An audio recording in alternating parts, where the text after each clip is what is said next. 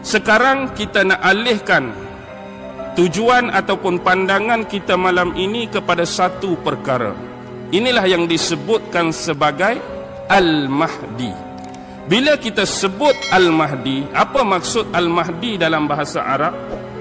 Al-Mahdi ini ialah kata dasar, kata akar bagi huda, hidayah, iaitu yang diberi hidayah ataupun yang diberi petunjuk.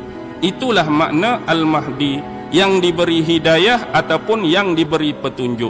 Kalau kita nak bahas dalam ilmu nahu atau ilmu saraf, dia disebut sebagai isim maf'ul. Isim maf'ul. Dan inilah yang disebut, yang kita boleh kaitkan dengan hadis yang diriwayatkan oleh salah seorang sahabat besar Nabi, iaitu Irbad bin Sariyah, yang mana hadis tu panjang, tetapi di belakang dia sebut wa sunnatil khulafa'ir rasyidin al-mahdiyin. Maksudnya sunnah khulafah-khulafah yang terpimpin, sunnah khulafah-khulafah yang terbimbing, yang sentiasa diberi hidayah, yang sentiasa diberi petunjuk. Bila kita ambil umum kata Al-Mahdi, yang diberi hidayah dan petunjuk juga tidak terkecuali dan terkeluar daripada 4 orang sahabat yang utama, apa yang kita namakan sebagai Abu Bakar, Umar, Osman dan Ali, kalau ambil umum hadis tadi.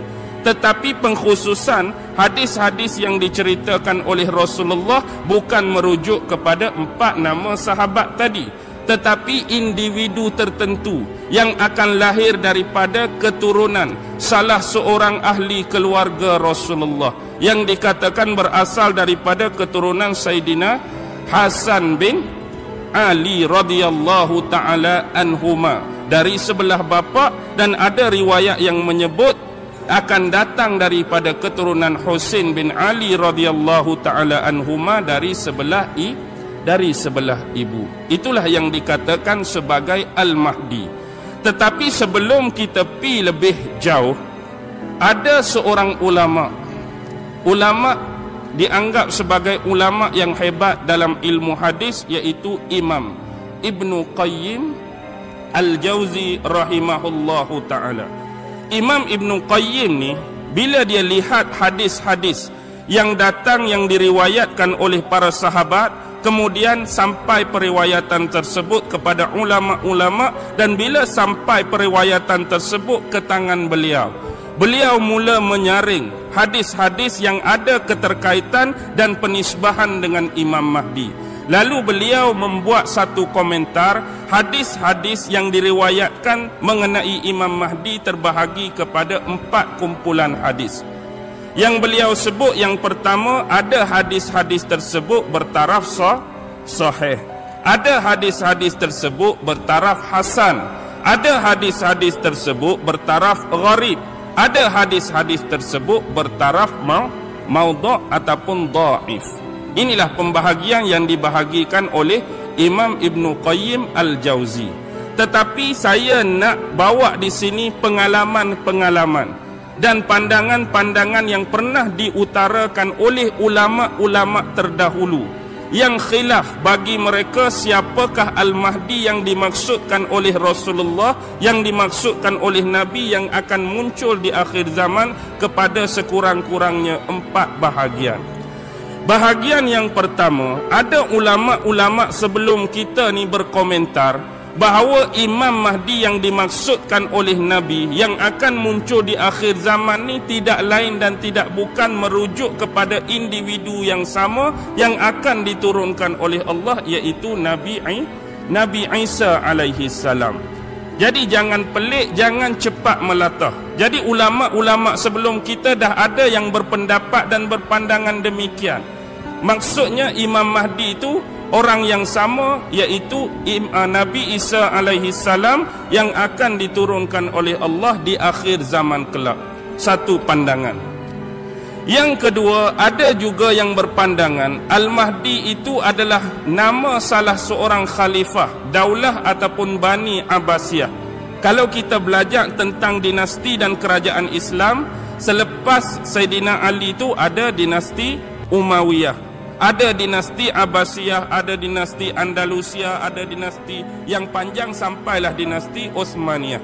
Tapi dinasti yang kedua, Daulah Abbasiyah tu ada salah seorang khalifah dia dengan gelaran Al-Mahdi daripada kabilah Bani Abbas.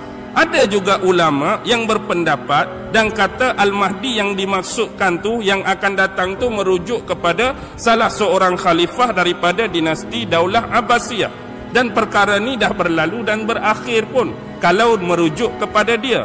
Jadi kita terima pandangan dan pendapat tersebut dengan hati yang terbuka. Itu pendapat, itu pandangan. Dan yang ketiga ialah, yang inilah yang disepakati oleh sebahagian besar ulama-ulama ahli sunnah wal jamaah, dan saya kira peratusan besar yang diyakini dan dipercayai oleh kita semua malam ini, iaitu Imam Mahdi masih lagi belum dimunculkan oleh Allah, tetapi seorang individu, figure, personality, insan yang akan dibangkitkan oleh Allah di akhir zaman kelak. Yang kita sebut sifat dan ciri dia tadi ialah salah seorang daripada keturunan Nabi, yang keturunan bapa melalui Hasan, keturunan ibu melalui Husain. Maksudnya dia tak muncul lagi, dia akan datang di kemudian hari bila dekat nak hari kiamat. Jadi ulama-ulama yang mengatakan ada 4 jenis hadis tadi tentang datangnya Imam Mahdi, sama ada Hasan, sama ada Sahih, sama ada Gharib, sama ada Maudhu'. Tetapi bila kita menggabungkan keseluruhan hadis-hadis tersebut, yang dhaif ataupun yang gharib tadi akan jadi naik tingkatan darjat dia, kerana begitu banyak hadis-hadis yang lebih kuat yang bertaraf sahih, hadis-hadis yang lebih banyak dan kuat yang bertaraf hasan. Dengan kata lain, hak gharib dan dhaif tadi saling melengkap, saling membantu menguatkan dengan hadis-hadis yang lain. Okey. Sekarang kita pergi pada pandangan yang terakhir. Pandangan terakhir yang saya maksudkan ialah ini bukan aliran biasa ahli sunnah wal jamaah, tetapi yang ini ialah dari aliran Syiah Imamiyah.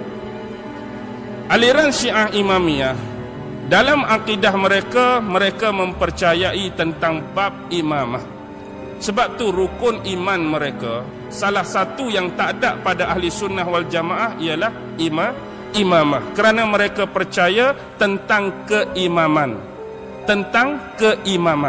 Yang tu yang dia ada imam 12 tu bermula daripada Sayyidina Ali, Hasan, Husain, Ali Zainul Abidin, Muhammad Al-Bakhir, Ja'far As-Sadiq, Musa Al-Kazim, Ali Al-Hadi, sampailah yang nombor 11, iaitu Muhammad bin Hasan Al-Askari.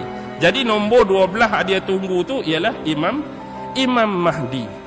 Tetapi ada juga sebahagian daripada grup ini yang meyakini Imam Mahdi yang mereka tunggu yang nombor 12 tu merujuk kepada nombor 11 dah, iaitu Muhammad bin Hasan Al-Askari yang menghilangkan diri dia.